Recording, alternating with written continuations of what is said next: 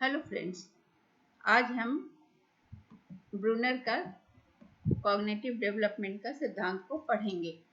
तो Jerome Bruner, जो कि हार्वर्ड यूनिवर्सिटी के प्रोफेसर थे, उन्होंने कॉग्निटिव डेवलपमेंट का एक सिद्धांत दिया। ब्रूनर का समय था 1915 से 2016 तक। वह एक अमेरिकन साइकोलॉजिस्ट थे और उन्होंने अपने विचारों से मनोविज्ञान में एक महत्वपूर्ण स्थान प्राप्त किया। जेरोम ब्रूनर का पूरा नाम जेरोम ब्रूनर था। वो दुनिया के सबसे नामी और प्रसिद्ध संज्ञानात्मक साइकोलॉजिस्ट थे। वो एक अमेरिकन साइकोलॉजिस्ट थे जिन्होंने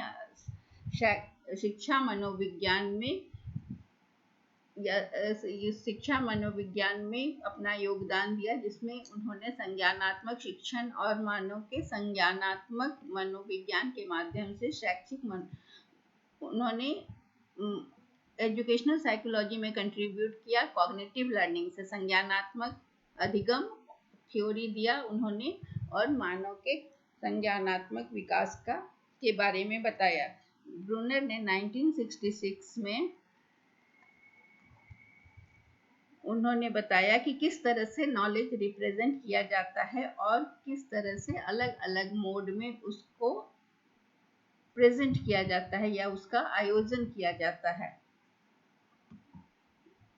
ब्रूनर का जो थियोरेटिकल फ्रेमवर्क था या सैद्धांतिक ढांचा था, उसमें उन्होंने यह बतलाया कि सीखना एक सक्रिय प्रक्रिया है। यह एक एक्टिव प्रोसेस है जो कि लर्नर किस तरह से निर्माण करता है, लर्निंग को कैसे लर्निंग का निर्माण कैसे करता है। तो वह नए अवधारणा का या नया कॉन्सेप्ट या नया आइडियाज को किस तरह से वो कंस्ट्रक्ट करता है या उसकी रचना करता है, यह उसके वर्तमान या पूर्व ज्ञान पर निर्भर करता है। मतलब वो अपने पिछले ज्ञान के आधार पर नए कॉन्सेप्ट का निर्माण करता है। तो उन्होंने अपने सिद्धांत में कॉग्निटिव डेवलपमेंट, बच्चों के कॉग्निटिव डेवलपमेंट के बारे में बताया और 3 मोड बताया, 3 तरह का प्रतिनिधित्व का तरीका बताया। पहला है एनेक्टिव रिप्रेजेंटेशन, जो कि क्रिया पर आधारित है। सक्रिय प्रतिनिधित्व कहते हैं इसे, क्रिया पर आधारित कहेंगे, कार्यवाही नहीं, क्रिया आधारित। दूसरा है आइकनिक आधारित, मतलब आइकन्स होते हैं ना, तो इमेज जिसको हम कहते हैं, तो छवि पर, कि आइकन मतलब किसी की छवि पर आधारित।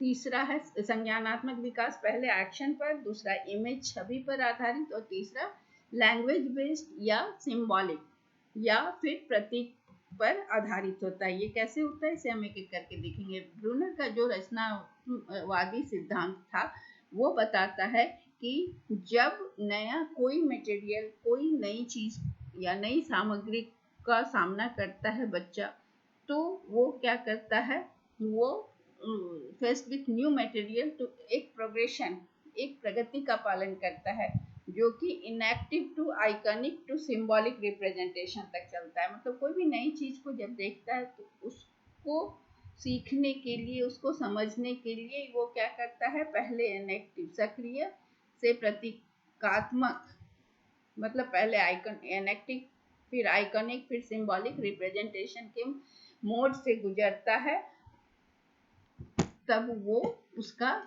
वो सीखता है। उस ब्रूनर का वर्क यह भी बताता है कि लर्नर बहुत कम उम्र में भी किसी सामग्री को सीखने में सक्षम होता है। किसी भी चीज को समझने के लिए वो बहुत कम उम्र में भी सीख सकता है। ब्रूनर का 3 मोड जो बताया उन्होंने, iconic, inactive, iconic and symbolic, वो एक तरीका है जिसके आधार पर सूचना जो है या ज्ञान जो है वो बच्चों की स्मृति में संग्रहित होता है या फिर एनकोड किया जाता है। तो इनएक्टिव जो है, उनका समय जो है उसका उन्होंने बताया, सक्रिय अवस्था होती है 0 से 1 ईयर। यह पहले तरह की याददाश्त होती है। यह विधा या इस मोड का प्रयोग तब होता है जीवन के पहले वर्ष में होता है। इसमें क्या है, पियाजे का जो सेंसरी मोटर स्टेज था, जिसमें उन्होंने सेंसरी मोटर स्टेज पियाजे का जो है वो 0 से 2 इयर्स था, उससे मिलता जुलता यह स्टेज होता है। इसमें केवल जो भी थिंकिंग है या जो भी सोच है, ये पूरा शारीरिक क्रिया पर आधारित होता है इस समय। और बच्चे जो होते हैं, इन्फेंट्स जो होते हैं, वो कैसे सीखते हैं? करके सीखते हैं। और कोई सोचने के बजाय वो करके सीखते हैं। उस समय उन्हें सोचने का सेंस नहीं डेवलप होता, वो करके। तो इसमें क्या होता है कि फिजिकल एक्शन को एनकोड करते हैं और इंफॉर्मेशन को भौतिक क्रिया पर आधारित फिजिकल एक्शन जो कर रहे हैं, हाथ पैर हिलाना, ये सब फिजिकल एक्शन है, उस पर आधारित इंफॉर्मेशन को वो ग्रहण करते हैं और अपने मेमोरी में उसको स्टोर करते हैं। जैसे कि अगर वो हाथ पैर को मसल्स को हिलाते हैं, या फिर खड़खड़ यहाँ पर नहीं लिख के, ये झुनझुना जो बच्चे खेलते हैं, बजाते हैं, तो उसको, तो ये झुनझुना को बजाने या झुनझुना को बजाते हैं, या फिर अपने मसल्स को मूवमेंट करते हैं, या झुनझुना को लेकर हिलाते हैं। तो ये सारा जो मूवमेंट होता है, वो सब उनको एक मांसपेशी की स्मृति के रूप में बच्चे के दिमाग में जाता है, याद रहता है।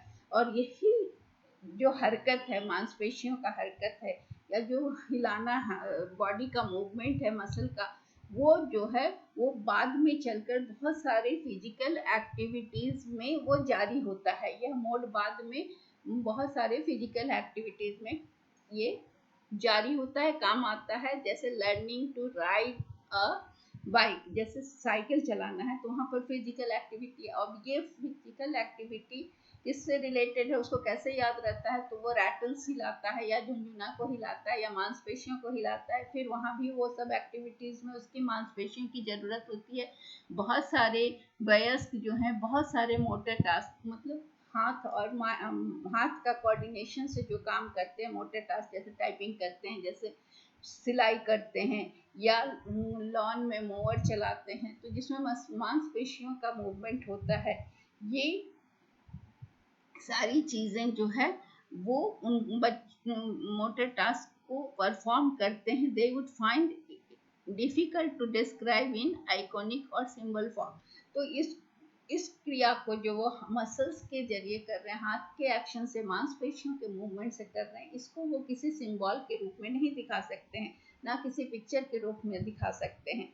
तो ये चीज उन्हें याद रहता है, मसल्स का मूवमेंट, जिसको कि हम किसी पिक्चर या किसी सिंबल के रूप में नहीं दिखा सकते हैं। तो बच्चों का की ये क्रिया उन्हें बहुत सारे फिजिकल एक्टिविटीज में याद रहता है।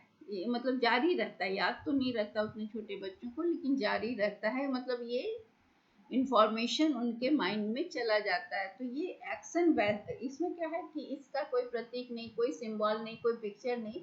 तो ये एक्शन बेस्ड लर्निंग होता है। इसमें क्या होता है कि क्रिया पर आधारित शिक्षा है, जिसमें बच्चा क्या करता है, क्रिया करके वस्तुओं को समझने की कोशिश करता है।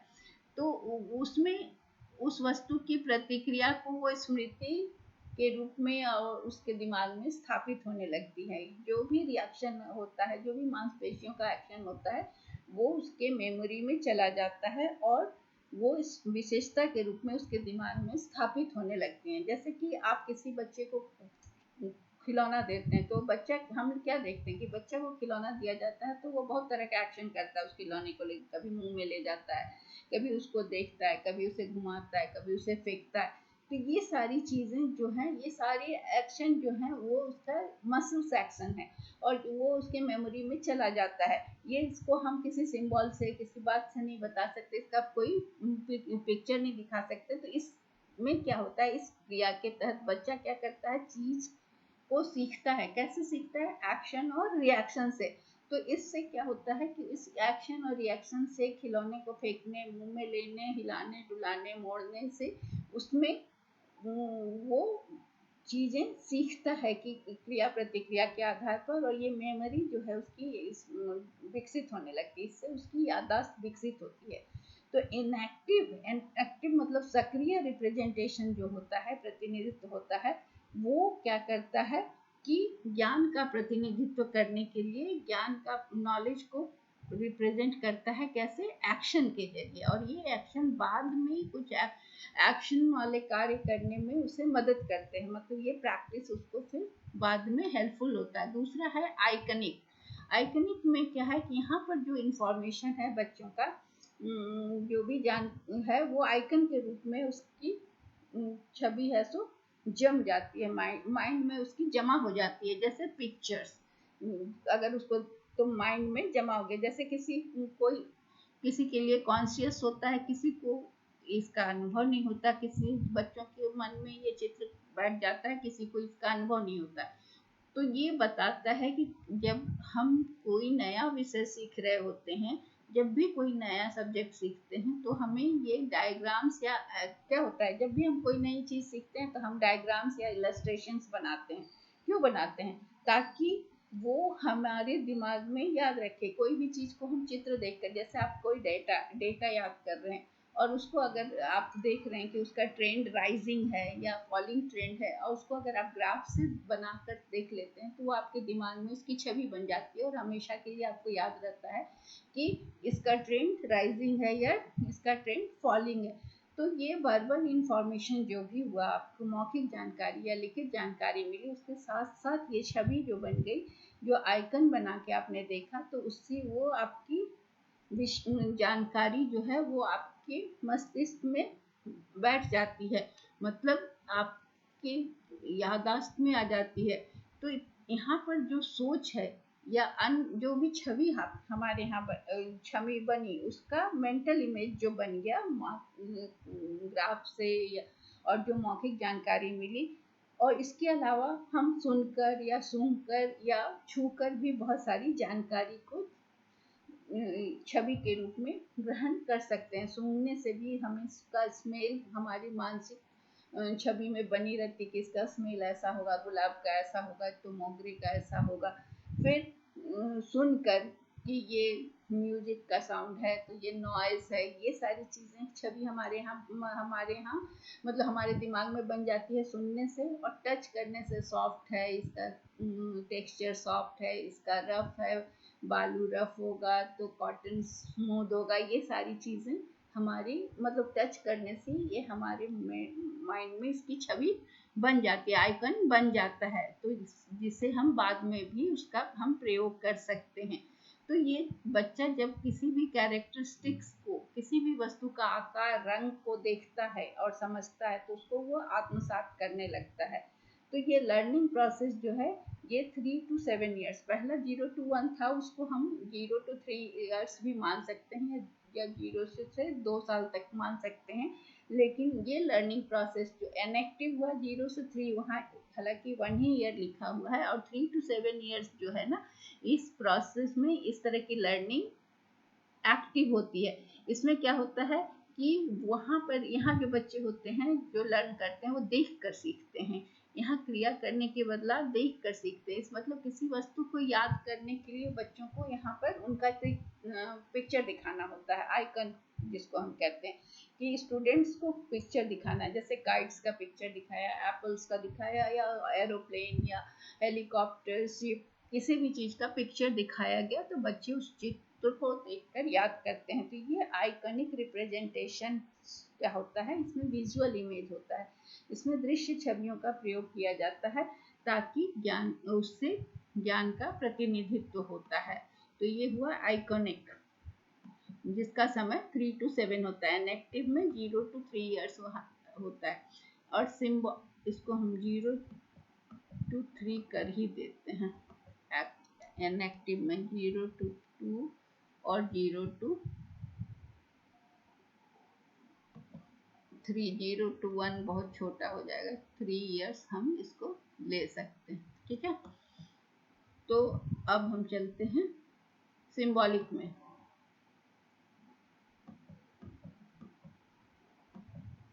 सिंबॉलिक में क्या होता है कि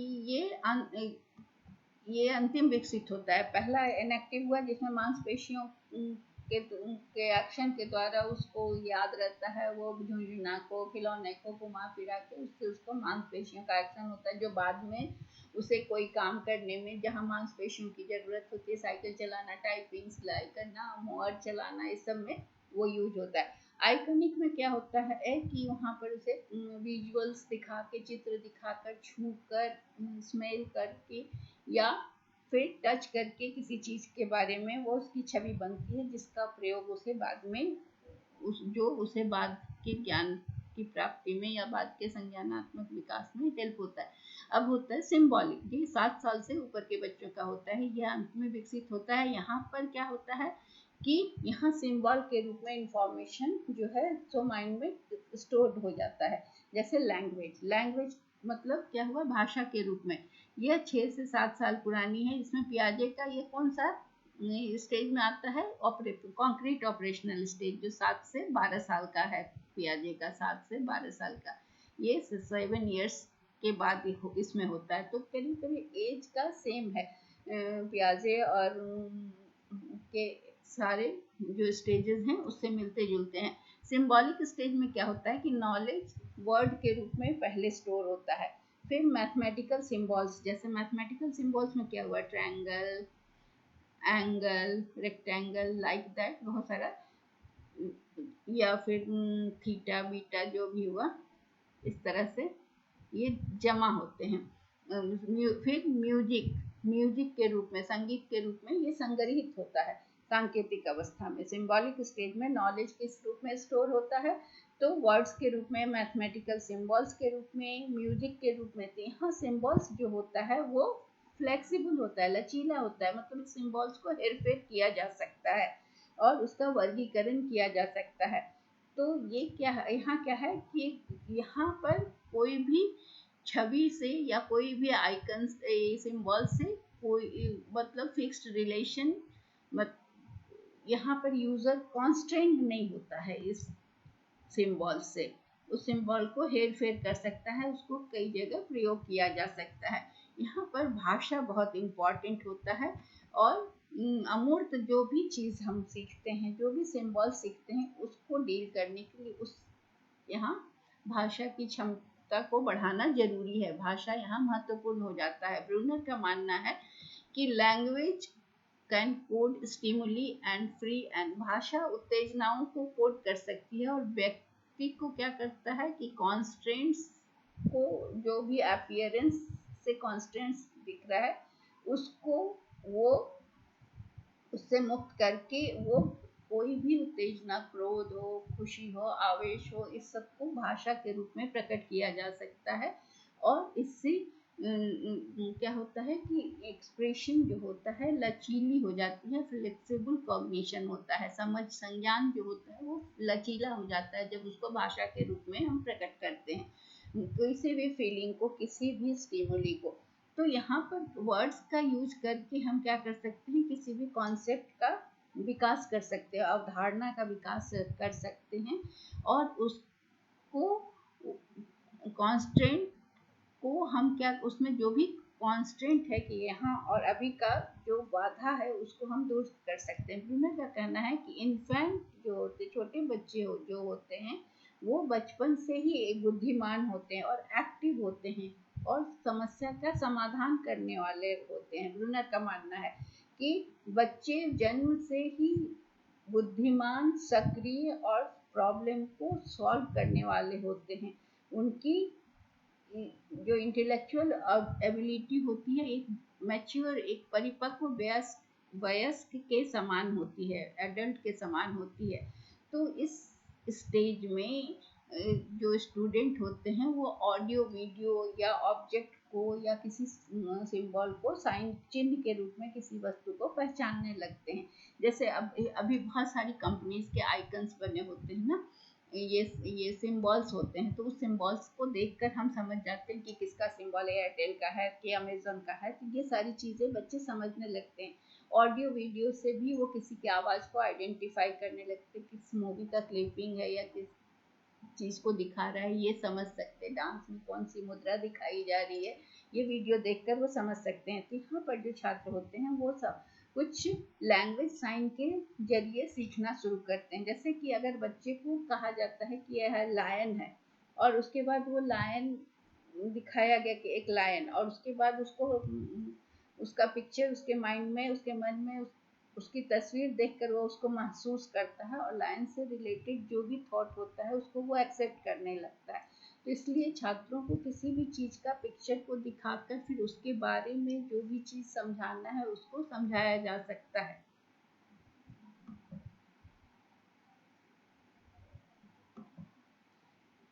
तो ब्रूनर के सिद्धांत की विशेषताएं। ब्रूनर का सिद्धांत क्या है, पहले के ज्ञान को, पूर्व ज्ञान को ज़्यादा महत्व देता है, अपने छात्रों के पूर्व ज्ञान को ज़्यादा महत्व देता है।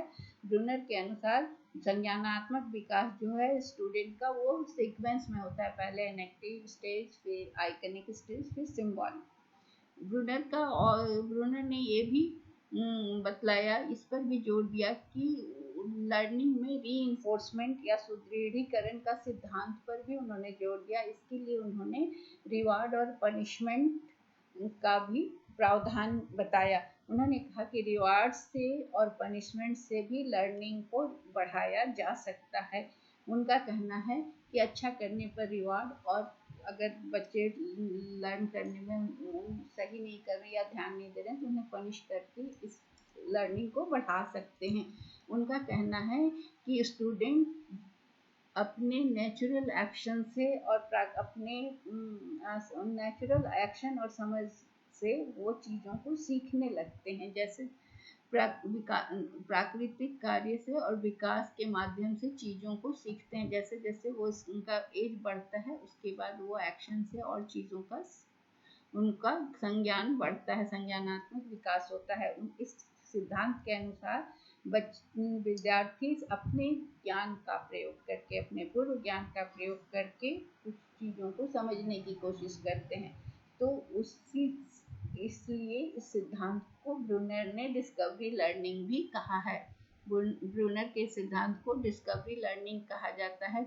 क्योंकि छात्र अपने नॉलेज का प्रयोग करके कुछ चीज़ों को समझने की कोशिश करते हैं, तो वो डिस्कवर करने की कोशिश करते हैं अपने अंडरस्टैंडिंग को, अपने नॉलेज के आधार पर। तो ये जो डिस्कवरी लर्निंग का कॉन्सेप्ट है, यह बतलाता है कि स्टूडेंट अपना नॉलेज खुद कंस्ट्रक्ट करते हैं, खुद निर्माण करते हैं।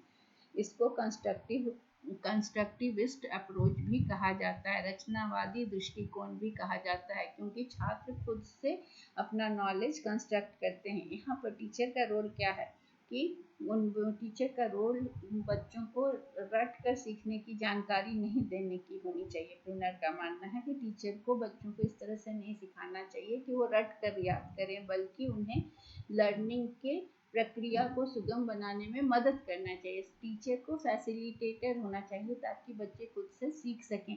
इसका मतलब है कि एक अच्छा टीचर क्या होगा, लेसन को इस तरह से तैयार करेगा पाठ को कि स्टूडेंट को वो मदद करे कि वो जो भी जानकारी है, नॉलेज है, उसको मतलब नॉलेज को के बीच में संबंध स्थापित कर सके। जो भी उसे जानकारी हो रही है और जो नॉलेज है उसके बीच में वो संबंध स्थापित कर सके। इसके लिए टीचर को इस तरह के लेसन्स तैयार करने होंगे जो छात्रों को मतलब नॉलेज और इंफॉर्मेशन के बीच में संबंध स्थापित करके ज्ञान प्राप्त करने में मदद करे।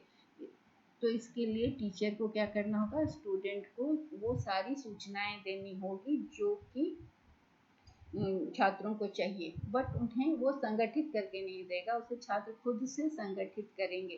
तो use of spiral curriculum can aid the process of discovery learning. Spiral curriculum, सर्पिल पाठ्यक्रम या स्पाइरल का मतलब क्या हुआ, सांप जिस तरह से कुंडली बना के बैठता है उस तरह का करिकुलम को स्पाइरल करिकुलम कहते हैं। उनका कहना है कि एक टॉपिक को सीखने के लिए छात्रों को ज्ञात से अज्ञात की ओर ले जाकर किसी विषय का अध्ययन कराना चाहिए। मतलब पहले नॉन चीज़ों को बताकर फिर अननोन की तरफ छात्रों को ले जाना चाहिए। तो इसके लिए हम सर्पिल करिकुलम क्या है इसको, या स्पाइरल करिकुलम क्या है इसको जाने। ब्रूनर ने कहा उनका ब्रूनर का एक अलग दृष्टिकोण है। 1960 में उन्होंने बताया कि बच्चा किसी भी उम्र का हो वो जटिल जानकारी को भी समझ सकता है। उनका मानना था कि बच्चा मैच्योर्ड हो, मतलब इंटेलिजेंट होता है, वो किसी भी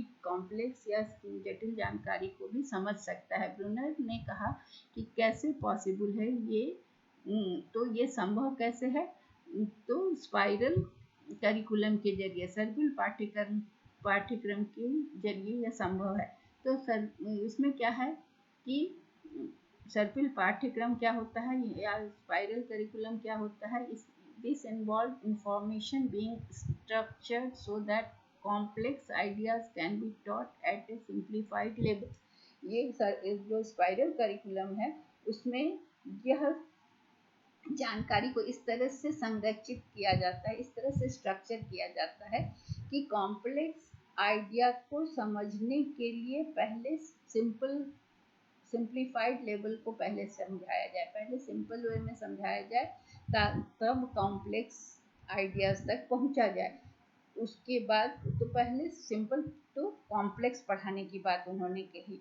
तो टीचिंग स्किल क्या होना चाहिए कि पहले सिंपल चीज़ों को पढ़ाएं तब कॉम्प्लेक्स की ओर जाएं। तो इसी ही स्पाइरल करिकुलम कहा गया। इसलिए सब्जेक्ट जो है वो धीरे धीरे सब्जेक्ट की कठिनाई बढ़नी चाहिए, इसीलिए इसे सर्पिल स्पाइरल एनालॉजी कहा जाता है। तो इस तरह से टीचिंग में क्या है कि पहले सिंपल चीज़ें फिर डिफ़िकल्टी लेवल धीरे धीरे करके बढ़ाना चाहिए, ताकि बच्चे जो हैं वो समस्याओं का समाधान करने में खुद सक्षम हो जाएं।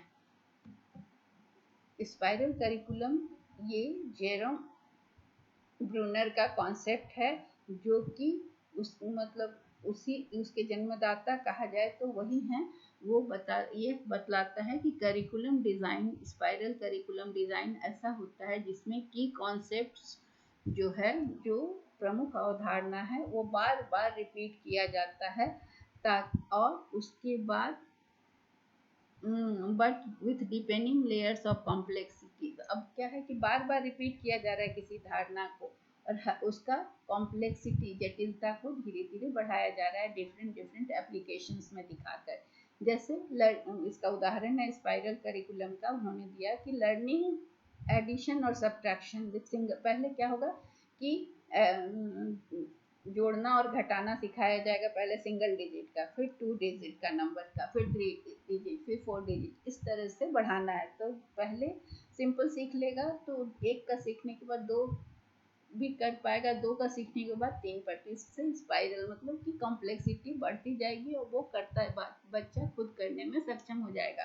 Learning to read evolves into learning reading to learn, मतलब कि पढ़ना सीखने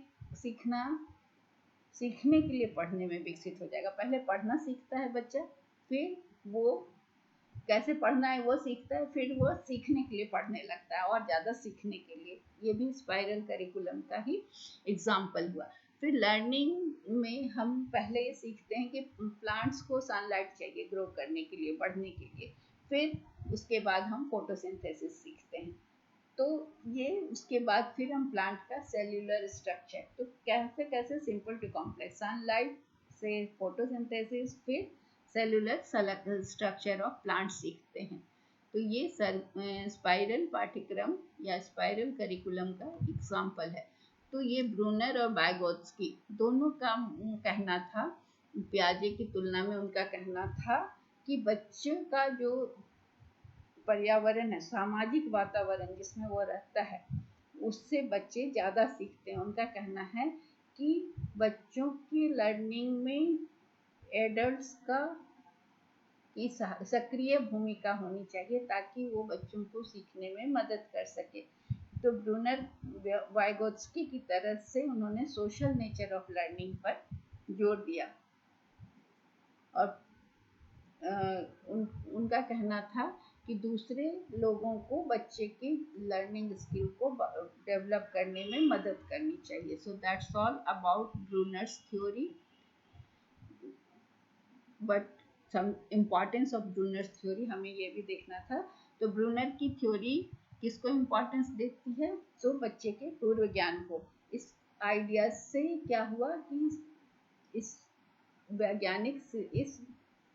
कारण शिक्षा में वैज्ञानिक सिद्धांत का विचार को भी महत्व दिया जाता है, क्योंकि पूर्व ज्ञान का जो इम्पोर्टेंस है वो बच्चों में लॉजिकल थिंकिंग को डेवलप करता है। इस आधार पर या स्मरण शक्ति, मेमोरी और जो कल्पना शक्ति होती है बच्चों की, वो डेवलप करती है। ये पूर्व ज्ञान से जब वो जोड़ते हैं तो उनका इमेजिनेशन बढ़ता है और मेमोरी पूर्व ज्ञान के साथ जब वो जोड़ते हैं तो मेमोरी पावर भी बढ़ता है। ये बच्चों को अवसर प्रदान करता है कि वो खुद से कर कर किसी निष्कर्ष पर पहुँचें, तो स्वयं गतिविधियाँ करें, इसका भी मौका देता है। इसकी वजह से उनमें रचनात्मकता कौशल, क्रिएटिविटी स्किल बढ़ता है इस छात्रों में। तो ये जो ब्रूनर के आइडियाज़ थे वो एजुकेशन वर्ल्ड में बहुत ज़्यादा इसको महत्व दिया गया। So that's all about Bruner's theory of cognitive development. Thank you.